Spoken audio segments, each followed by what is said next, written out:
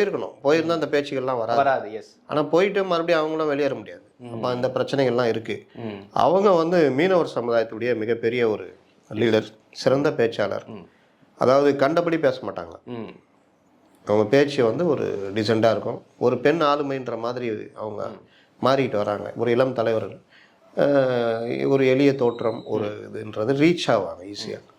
அவங்க அந்த எண்ணத்தில் தான் மூவ் பண்ணியிருப்பாங்கன்னு நினைக்கிறேன். ஏன்னா அவங்களுக்கு சில பிரச்சனைகள்லாம் இருந்திருக்கும்.